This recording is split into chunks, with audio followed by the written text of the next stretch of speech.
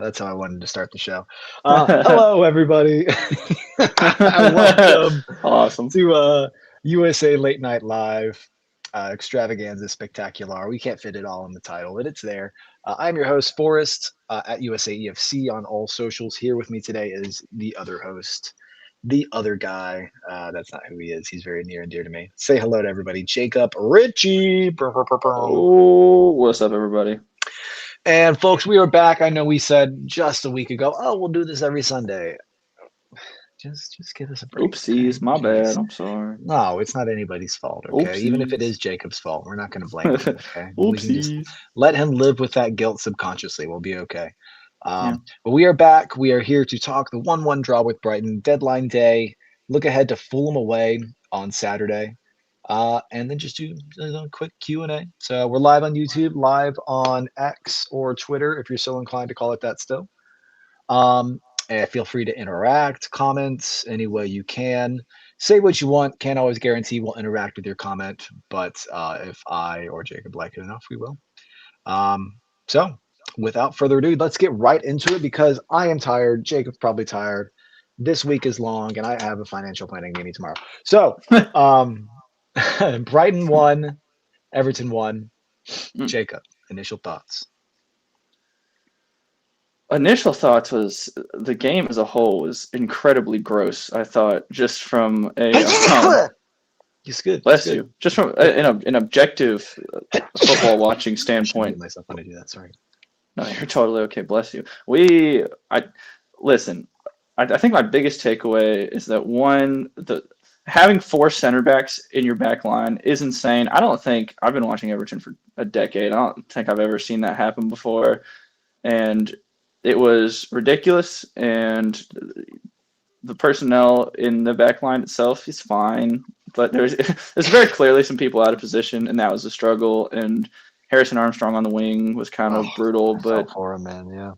we know it is what it is. He's not a winger. He's a tiny child midfielder, and he was out there on the wing by himself. Tiny child Midfielder. What's he, like 12 years old? And well, what do you mean tiny? How big is he? Hold on. How tall is Harrison? He's 6'1". He's built like Gumby, dude. He's like 6'1". He's a little lanky. He's a little 46 lanky, pounds. Yeah, I think to me, just in all seriousness, it felt like we really struggled going forward, especially to find any sort of cohesiveness. It felt like everything was really disjointed, and that was I mean, if you didn't expect that, I don't know what to tell you, just looking at the lineup. But on the plus side, I thought for what it was, we were organized. We kept a good shape most of the match, even with people out of position. They, right before they scored, we had been dominating, of course, and then they go and get a goal. And I mean, even after they scored, I thought, in very David Moyes-like fashion, we buckled down, strapped in, and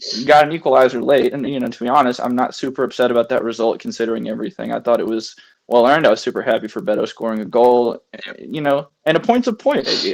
It keeps us in the top half of the table. It keeps spirits relatively high and cordial, and we move on. Mm-hmm. Yeah, I was quite resigned to a 1-0 defeat towards the end of that game. I really, based on the way that first half went and kind of the way away matches have gone for Everton over the past few months, I really thought that was going to be a win for us. One of those classic away days. We scrap something 1-0 with a restructured lineup, and we walk out of there happy and celebrating and making seagull flapping gestures. But it wasn't meant to be. Definitely looking at the lineup, you could see that we were going to be very narrow. And that has been the case for pretty much all season, is that we are a very narrow team. We don't have out-and-out wingers who are taking the ball out wide. We don't have fullbacks who can stretch play out wide. So things tend to be pretty down the middle for us, and that was the case. Illiman and Dye found it really tough to get going. You could say that was down to support. I just think he had just had an off day, and his touch wasn't quite there, his dribbling wasn't quite there, and that really set us on a path to nothing for a lot of the game in terms of chance creation. I don't think we got a shot on target all first half. Didn't. No, and it was really I know that this is kind of going to be Harrison Armstrong's lot in life for the rest of this season, is kind of getting shunted into positions that he might not usually play, because that's just kind of the David Moyes way, especially and is maybe a little bit of a product of his own versatility or perceived versatility from Moyes.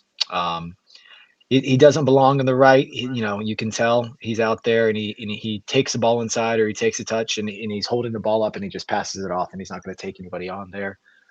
When he gets the ball on the left, he tends to take people on or try to create play, but on the right, it didn't seem to be a natural fit for him. Um, I thought that Gay once again was not very impressive in midfield since he's come back. I think and gotten his starting place right back. I think our midfield has looked quite a bit less fluid. Um, that's kind of always the case with Ghana. He's never been a very classy, technical midfielder. He's always been, a breaker of play and an interceptor and a distributor of the ball to the actual playmakers in the team. Very nice to see Dewsbury Hall back, but if he found it tough, Barry really didn't get a sniff.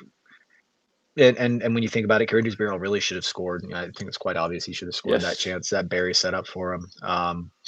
Came onto his weak foot and he just kind of put his foot through it and it just happened to hit right at the keeper. It's a bummer. He Mm, should have scored it. And maybe if he does, that is a win for us because now we can hunker down and defend something and then try to get a second goal. So, you know, then look at the fullbacks, Branthwaite on the left. It's good to see him back. He's a classy guy. He knows what he's doing out there. Um, I thought he looked a little tired around 60 minutes, but he stayed on for the full 90, and that's not to be a surprise. I don't think there was anybody bar Asner who could really replace him. Um, yeah, center back's fine. Jake O'Brien, does what he can at right back, and that's kind of it. I'm really looking forward to the day when we can field a back line with O'Brien and Branthwaite at center back together. I think that's going to be an awesome pairing. One thing I will say is I'm a little disappointed that he did not start Nathan Patterson. Maybe it is because there's some fitness issues there. I think it's more down to trust, but you could tell once Nathan Patterson came on that the ebb and flow of the game, even though it was us pushing forward to try to get an equalizer, the ebb and flow of the game became dictated by Nathan Patterson's right foot. We were getting the ball to him. He was swinging crosses in, and you could tell maybe if we had that from the start, then the attack becomes a little more dual sided rather than everything just trying to go through element and die. Now you have Nathan Patterson who can work with Harrison Armstrong and try to get crosses into the box. So, um, all in all, take the point. I really didn't think we could it after we conceded. But happy to have it, happy to see Beto score, and happy to have a nice moment of away celebration, a big away in front of the cameraman. You love that, it's mm. something that you get to watch over and over and just get a little bit of goosebumps when you see. Yeah, I agree with all of that. I think it's super funny that probably a majority of us would have rather Nathan Patterson started that game because I mean, 3 weeks ago would have said, I think we should start Nathan Patterson. Somebody would have thrown you in a river in a bag filled with rocks. Yeah, yeah. I mean, when you have a guy that is playing in his natural position at right back, when you haven't had that all season, even if it's Nathan Patterson, and I don't mean this necessarily as a slight to Nathan Patterson, it's just we know who Nathan Patterson is, and if he comes in and the difference is that noticeable, I think for me the lesson is maybe Everton should sign a right back at some point in the next decade, since we have neglected to in the past decade. But I'll Yeah, leave that to David Moyes and his brilliance and genius. yeah, yeah. I mean, I'll be honest. We were never really truthfully linked with a right back this window, and I don't No, think it was ever that much of a priority. no. I think we forget that Nathan Patterson hasn't played a lot of football over the past few years, and I don't think there's ever been a stretch of his time at Everton where he's been able to get a run of games in the Yeah. team due to injury issues, maybe favorites with managers, form, even whatever it may be. So he's a guy who's still a bit of a mystery, um, and could be somebody, in terms of development he seems like a very mentally strong guy. He comes out there, he plays well. Even if he makes mistakes, it doesn't seem like he loses his head. It seems like he keeps his head about him.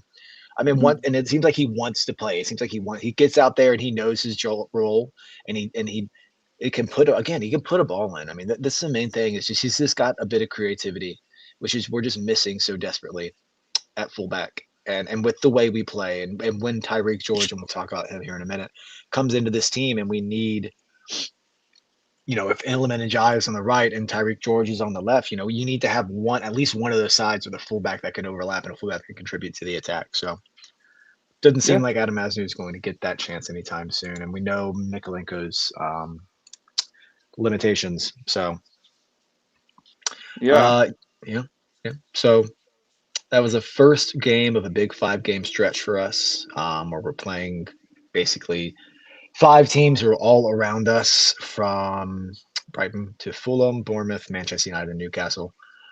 So it will be quite telling coming into Saturday. But we're going to talk before we get to Fulham about Deadline Day. Deadline Day is such an Mm. interesting thing. When I was 17 years old, I used to pour over Twitter. I would type in Everton transfer into Uh-huh. Twitter as a search engine and just look and just see what I could find, see any rumors, latch onto them. I'd get onto News Now and just find you'd get some random Irish blog saying Everton are in for this person. You're like, oh Mm. yeah, I don't know who that is, and you make a list of them, or you're on the Grand Old Team forums and engaging with people about it. But it wasn't the busiest transfer deadline day, but Everton did bring in a attacking player, Tyreek George, loan with a option to buy from Chelsea.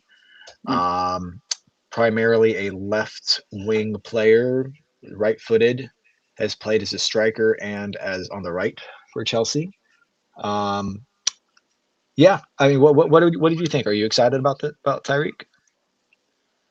I mean, look here. I don't think that a ton of Everton supporters, myself included, could say that they necessarily knew a ton about Tyreek George a couple weeks ago. And I think that's totally okay. But I will say, in the time that I have spent getting familiar with Tyreek George as somebody who is hopelessly and forever delusionally optimistic about everyone we sign, I'll say, I mean, just looking at who he is as a player, he's a strong, pacey, young winger who's been capped with the English U21 team several times. He's played Champions League football for Chelsea and scored. He's played cup football for Chelsea and scored. He's made Premier League appearances. And keep in mind, this kid's only 19 years old. I mean, there is a lot to say about signing young talent from big clubs. I think even with young talent in the past 5 or 10 years, there has been a growing sentiment that if someone is leaving a club, I mean, even and Chelsea's not even in the stratosphere of like a Liverpool or a Man City right now or whatever. But if I think there's a lot of people right now that if you see somebody leaving to go play for Everton or Villa or Bournemouth or whoever in the mid-table, they say, "Oh, well, that guy must not be very good," right? Mm-hmm. That and that used to be, for like the Morgan Schneiderlins of the world, a 30-year-old that has clearly just aged out and phased out of, that high level of competition. But I think regardless of how this goes, right? I think you can say regardless of how this goes, I really, and I we spoke about this briefly. I really appreciate the direction that Everton seems to be taking with their transfers and really prioritizing going after really bright, talented young people like Dibbling, like Asnu, like Tyreek George, because even if it's not this season or hell, even next season, that is a nucleus of really talented young players Mm-hmm. that will grow into your club. And I think that's something Everton have been missing for several years now is the ability to have a nucleus of young players that you don't necessarily have to rely on, but you can say, wow, this guy in 2 or 3 years is going to be fantastic, we hope. And in Yeah. the meantime, he's going to give us great minutes. He'll provide goals. He'll provide assists. He'll come off the bench. He'll start sometimes. That's a lot of words to say. I'm all for this type of business, and I think, and not even to mention a loan with a buy option Yeah. at reportedly a really good price. I think it's just really, really smart business from Everton, and that's something that really is encouraging to me as a longtime sufferer of the transfer policy. Yeah, I mean, our transfer policy hasn't been much of anything. It's been what can we get for as cheap as possible for a long Yeah. time. So it definitely is encouraging to see us one go after youth, two go after fairly highly rated youth, and three be willing and able to spend the money Hmm. to be able to entice, bring those players in. Um, just want to touch on this team talk. Not anything I ever experienced, but I've seen people talk about. Um, Yeah, times change pretty quickly. The That's internet awesome, by has the way. been a blessing. Yeah, to call in and That's hear them awesome. say Everton are interested in Andres Limpar or whoever, whoever it might have been That's back in the awesome. day, Ronaldo Nazario. But yeah, it is very encouraging to see this shift towards youth and transfer policy. I think it's something we've wanted as a team for a long time, and you've got to hope the main thing with signing young players is that you hope you can sign the right ones with the right temperament, who want to succeed, who are determined to become something as a player. I think that's one thing that is really hard to maybe figure out from a fan standpoint. Is how much is this player really determined to do well for this club? How determined they are to do well for themselves and build a career? Where do their ambitions lie? Do they just want to pick up the paycheck and be professional footballers for 10 years? Do they want to be, internationally recognized? Do they, what is their desire to win trophies? And those are all big intangibles you're going to look at. So you're hoping that a kid like Tyreek George is going to come in at 19 years old with the experience he's having at the Club World Cup, Champions League, playing in a very competitive, high level Chelsea team, that he's going to want to come in and prove something and make a name for himself. And it is very helpful that it is an option to buy rather than an obligation, so that if this 6 months doesn't work out and he turns out to be more Royston Drenthe than I don't know who's a loan that worked out and that we signed permanently, I mean, you can even say like Lukaku, Mhm. more Royston Drenthe than Lukaku, then there's no harm, no foul. We move on, and we our targets change for the summer. If he succeeds and comes in and scores a few goals, has good performances, and works himself into a starting point in the team. I mean, you say at 19 years old, you pay the 20, 25 million, whatever it may be, and hope that he's a kid who continues to develop and is one day worth 60 million, or one day leads us to Champions League and trophies. So Yeah. um, yeah. Are you at all disappointed that we didn't get any other players in? I, we had some half links with some right backs and, a couple of striker links that I don't think were very legitimate Oh, yeah. I heard I some people mean, talk about being disappointed we didn't go in for Callum Wilson.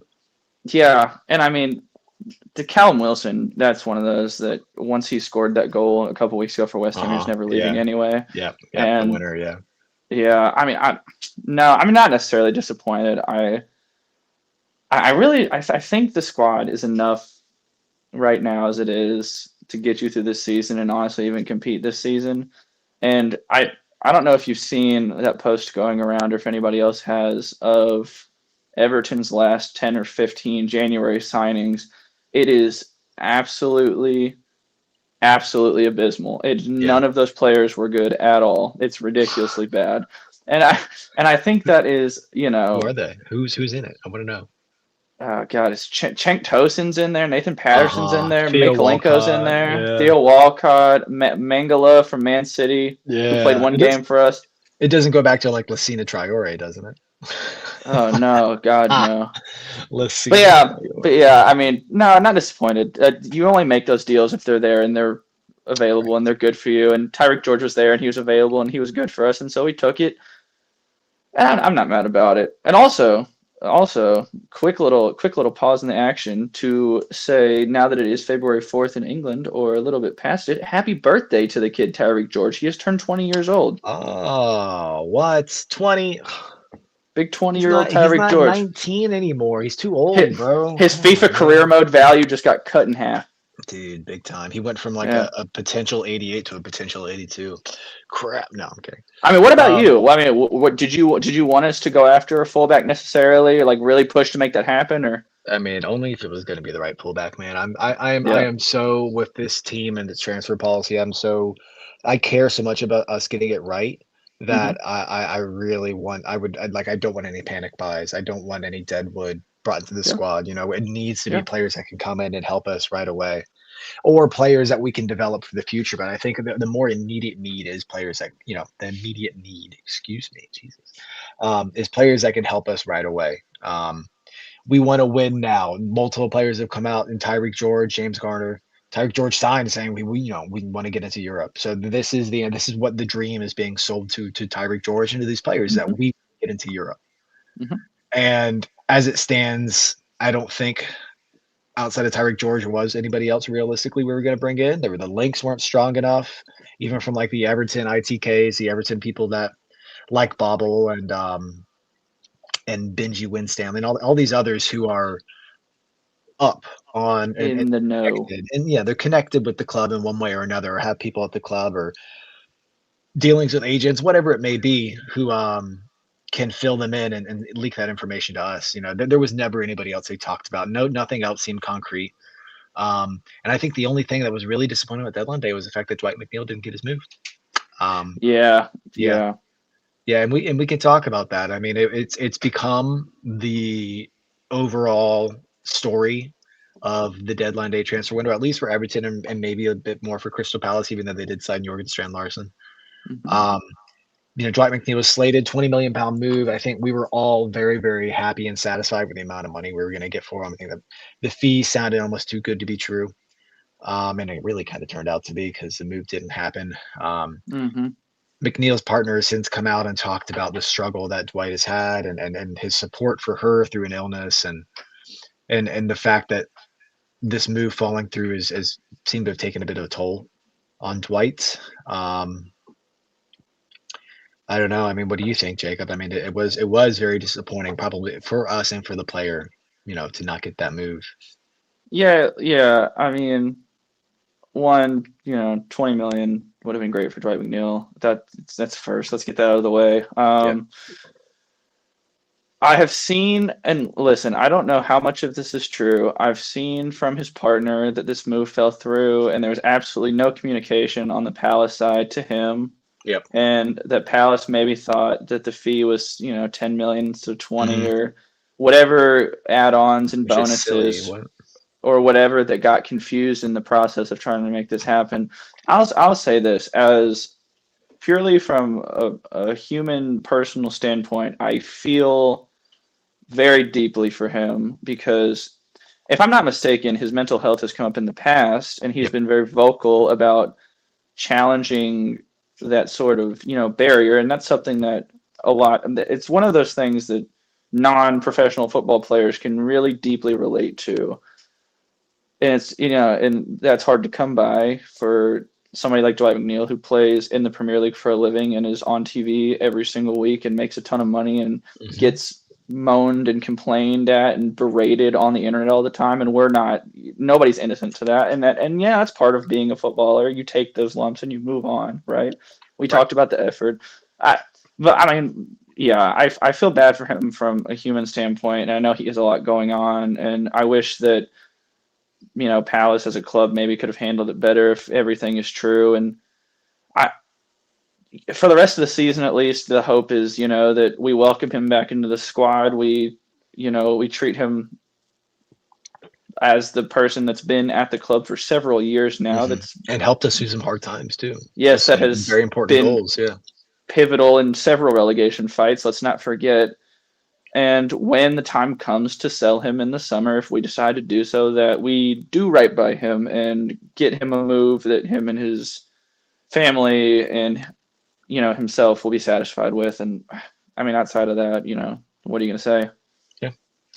Yeah. There's not much more to say. It's definitely brought up some nastiness from people who want to comment on the fact that he's a footballer who makes a lot of money and why is he Yeah. complaining, like, but at the end of the day, your pride, your personal pride, your family life all come into play. And being a professional sportsman means you travel a lot. It means you're working a lot. You're focused and very, very, like, everything you do revolves around your career more than anything, because you are paid so much and have such a weight of expectation on you, not just from your coaches and the people at the club, but from all the fans as well. It is a very, very tough hmm thing. And neither of us are professional sportsmen, but you watch sports enough and you see and you understand and you read about the lives of these people, and you can start to piece together where some of the real issues and the real um, difficulties lie in being a professional sportsman, especially, if you're not at the top of your game, if you are struggling, if you're not, playing a lot, even though you're at a team where you were playing a lot before, it can be pretty drastic. Um, so, well, wasn't much more for deadline day. I think main thing was that we didn't bring any other fullbacks. Again, look, I'll be happy enough to see Patterson play. Hopefully that is something that can happen more often. Oh, Um, I have one more for you on deadline day actually. what you got? What you got? Norton Cuffey, the right back from Genoa that we were linked with potentially Patterson going the other way. That's one that I Yep. was, I'm not gonna lie, I didn't really expect that to happen at any point, but we got linked with him just enough that I got pretty darn interested in the guy. 22 years old, wing back, very athletic, very good going forward. Maybe one to Arsenal Academy watch. product, right? Yeah, maybe one to watch for the Hmm. summer. Maybe we'll see. I mean, I would assume that like the early signs from the transfer window when Moyes was asked about it that this is not going to be very busy, and Right. I bet if Grealish hadn't got hurt, we might not have signed anybody, honestly. No, I agree with that Um, entirely. Yes. yep. So we bring in somebody to try to fit Grealish's profile and try to be somebody who can play in the left because I have a feeling that David Moyes has seen enough of Iliman and Die on the left over these past Yeah. two games. So want him back on the right. Um, so that is what it is. But I do think that regardless of where we finish this season, that we're going to be pretty significant players in the transfer market come the summer. I agree. I think we'll be looking. I think we'll be players like Beto and McNeil, and maybe even players like Patterson will be moved on. I think it's going to be a summer where we are going to be end up signing 8 to 10 players, if not more. We're I going to be agree. really filling. We're going to be filling the squad out. We're going to be spending a good amount of money. We're going to be getting linked with some big names and probably be spending some decent sums of money. 20, 30, 40 million. Might even be a summer where we break our transfer record. Who knows? But that seems to be the case. So there were never any concrete links. The signs from the club and the signs from ITKs and Everton X seemed that like there weren't going to be any other movement. So Tyreek George Yeah. is enough, and we move on from there. Yep. All right. So we're gonna look ahead. On Saturday, we have Fulham away, Craven Hmm. Cottage. Two teams vying for these European places, both in the same number of points, 34 points each. Um, and we are undefeated in our last 4 away games. And if we win, just like if we had won against Brighton, we could climb up to 7th place, depending on Hmm. results around us.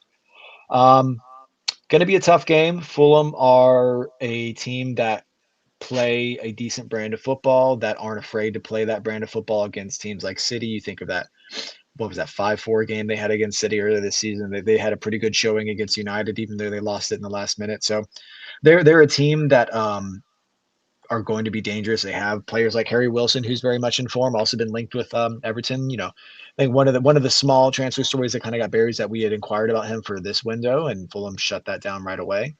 Hmm. I imagine that Harry Wilson was somebody we're going to be back in for the summer.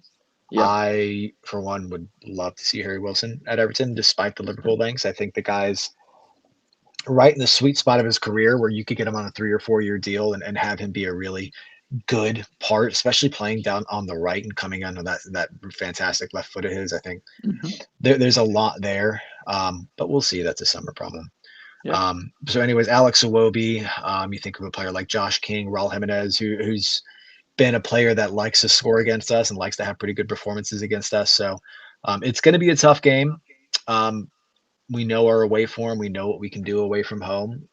We know what we can do against a side that likes to have possession too. I think that's a big thing for us going in against Fulham is that they stick to a game plan with Marco Silva where it's going to be about possession and good play. And if we can soak up that pressure and turn on the counter, it could be a perfect storm away win for us. Mm.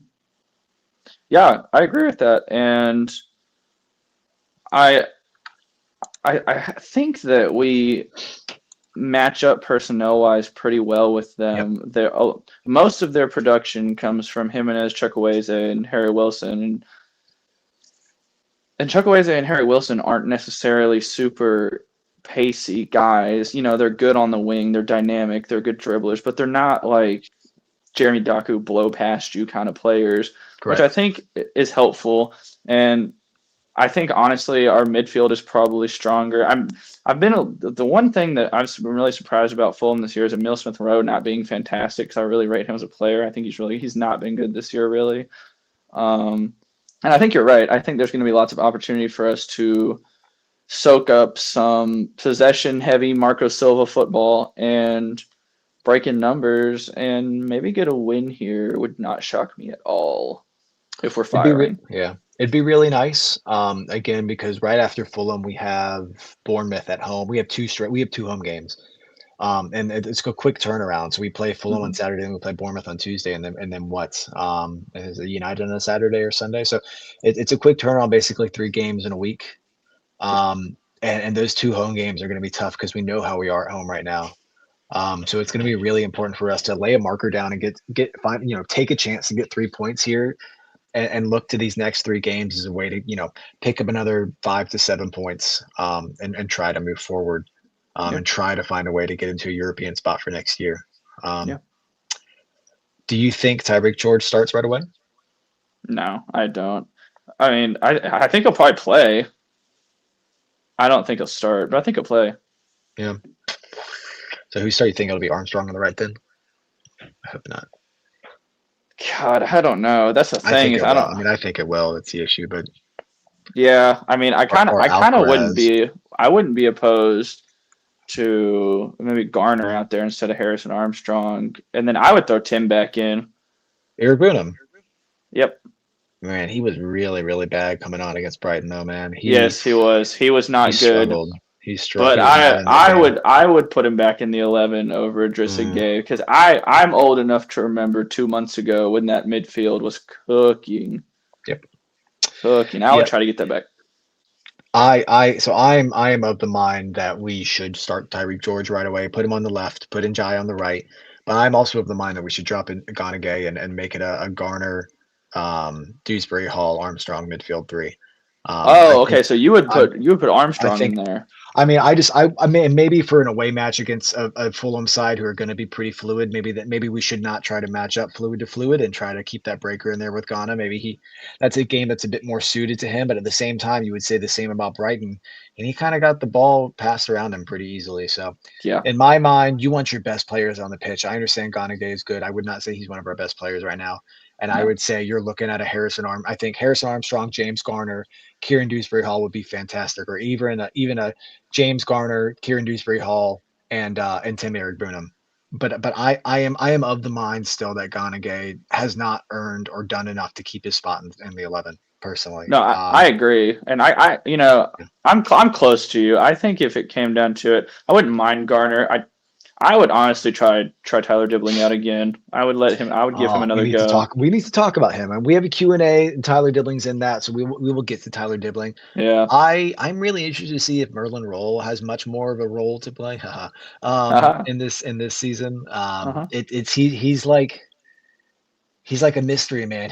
He's like a jack in the box. He'll pop up here, and then he'll be gone on the bench for a few games, and he'll pop back up and start out of nowhere, and then he'll be gone on the bench for a few games. And it's just like I hope he does.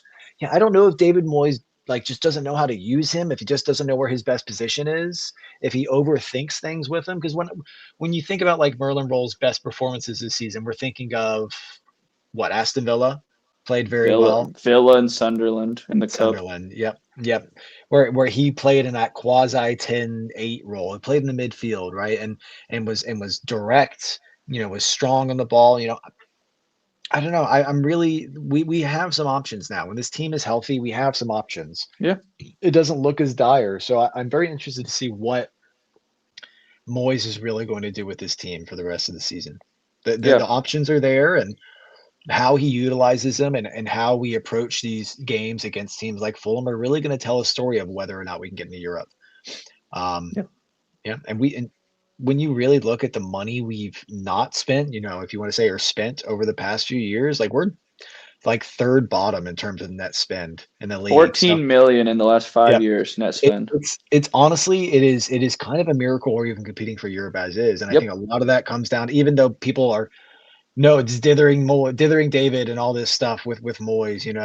At the end of the day, it's his management more than anything that gets us these opportunities to have European football. And I know that the style of play isn't always great to watch, and I know it's a bit turgid. And you think, well, where are the combinations of play and attack? Where are the triangles? Why are we not moving quickly off the ball? I get it, guys. Better times are coming. This is still a storm we're seeing through, even with David Moyes at the helm. It is much more calm in the ranks, but this is still a storm. We're at the end of it all. We're past the eye of the hurricane, and we're starting to see the other side. And we just have to realize that this is a build. This is a process that we have to trust.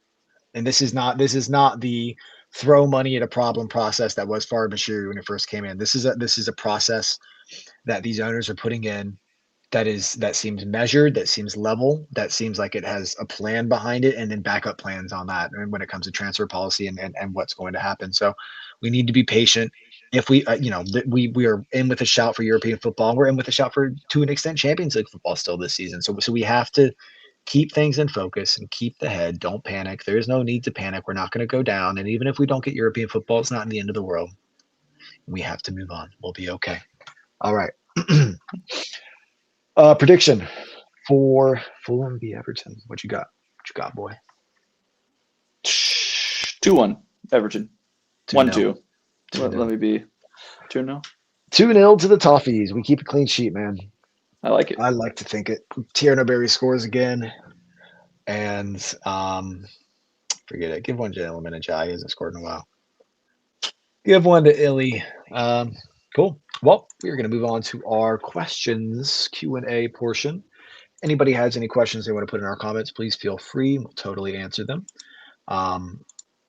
First one, should David Moyes start Beto and Barry up top together more instead of just playing Barry or just playing one striker in general on his own?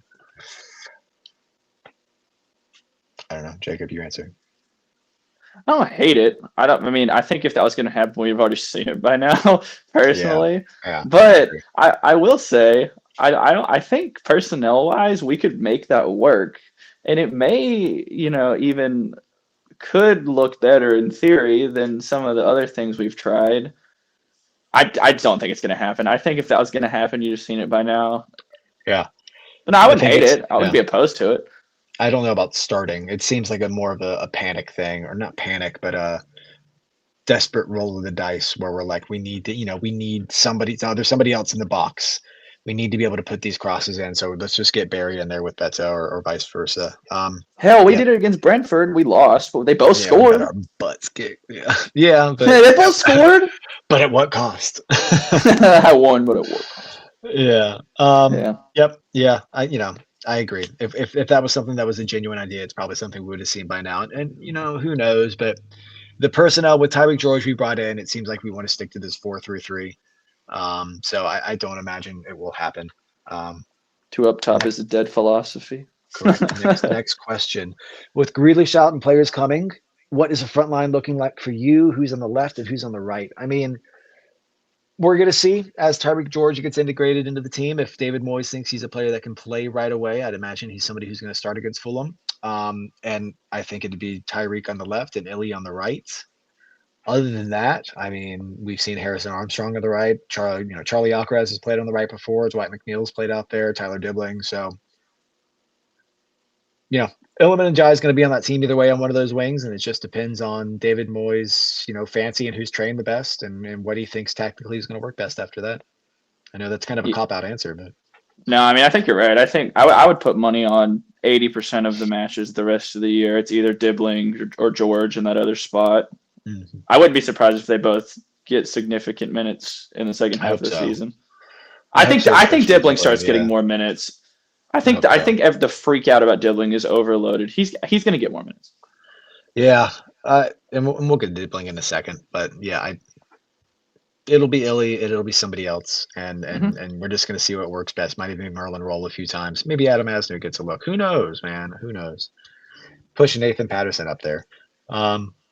All right. So could Dwight McNeil have a big part to play until the rest of the season? He'll play. He'll definitely play.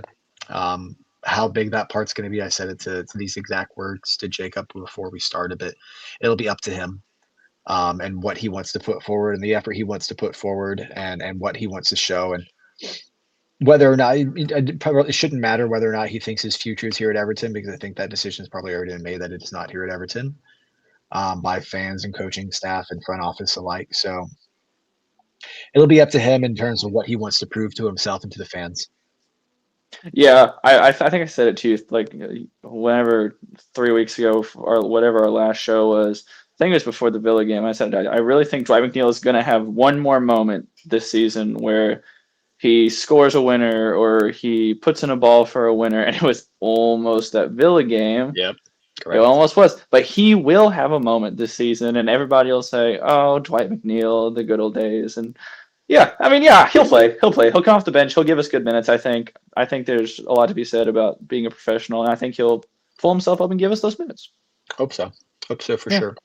yeah, Thoughts on Tyler Dibbling and his questionable performances, Jacob? yeah.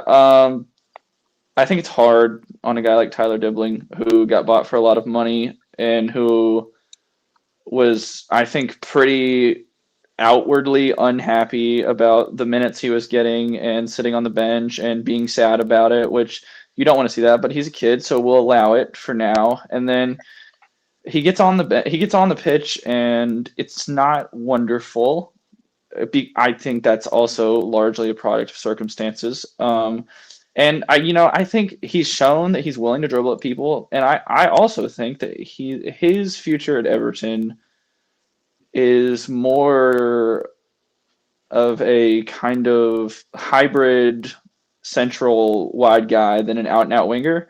And I Mhm. think I agree. when the time comes for him to be implemented in that way, that he will come very good for us. I think the system's bad for him. I think the situation was kind of bad for him to start the season. And I also just think that we never really had the idea that he was going to play a ton this year anyway. Yeah. I just think for supporters of Everton, it's weird for us to spend more than $2 million on somebody, especially a young guy, and he's not playing. And so immediately everyone says, "Oh, it must be because he sucks and because he's not trying Yes. very hard." Exactly. But Yeah. just time.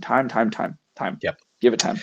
Yep. And he's going to get the chances. They're going Yeah, to come his way. I mean, when you looked at him against Brighton, he came on. I mean, he tried. He lost the ball a few times. He got double teamed, and I think in those moments is where he as a player is going to have to learn that he can't just try to take on two guys. You got to just pass the ball out, try to work it again, get a triangle worked around you, and try to work yourself into space. yeah, Maybe and we have a question here in our comments, but maybe it'll help out.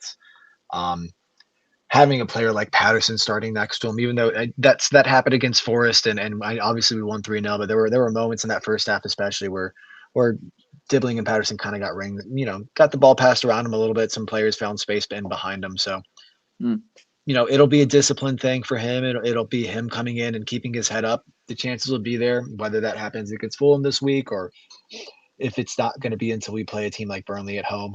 Um, you know, he's going to yeah, grow as a player. Um, yeah, Next question: how upset? And we kind of already answered this one. How upset are you that we didn't get a right back or left back this window? Blase. If yeah. there were It is what it heavier is. lengths and we had gone for somebody and didn't get them, I think people would be more upset. But because the narrative was set at the beginning that this wasn't going to be a very busy window, and like we said, even if Grealish hadn't get it hurt, we probably wouldn't have signed anybody. Hmm. It is what it is. We move on with Patterson, we move on with Mikolenko and Asnu, and Jake O'Brien, even though he's not a right back, and we continue to try to get European football this year. Yep. Question we have here from Farad's. Do we agree that Pato and Dibbling should start at least 5 games together on the right? Tyler cutting in, Pato overlapping, and should we sign Grealish in the summer? Wow, we haven't had that question in a while. Mm, Um, yeah, I mean, Dibbling Patterson would love to see that work out. It'd be nice to see two players who are fairly maligned by our fan base, whether right or wrong, come together and become a force on the right side. Will it happen? I mean, it could. I don't know. I mean, it totally could. yeah. It kind of worked against Forest.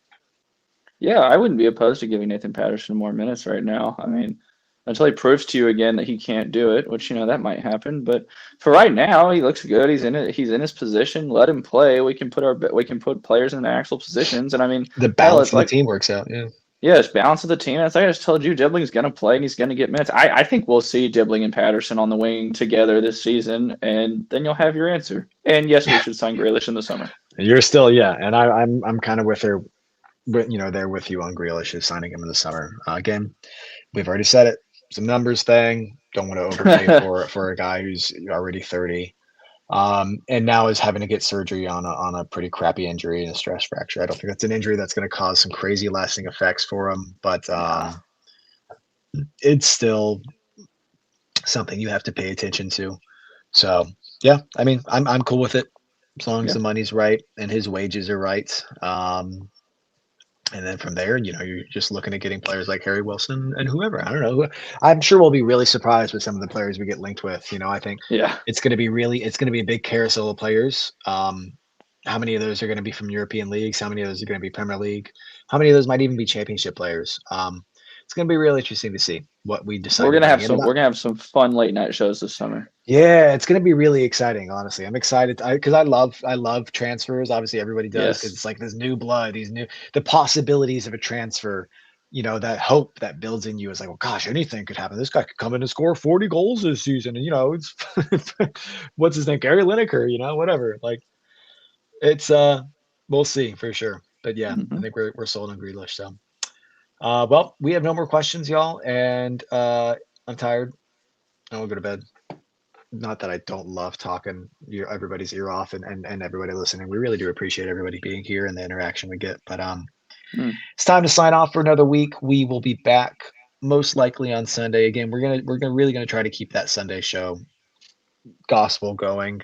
And if it doesn't happen, eventually just hold us to account. I don't know. We'll throw a pizza party for y'all. It's okay. We'll make it very corporate. Um, but thank you guys so much for joining us. Enjoy your week.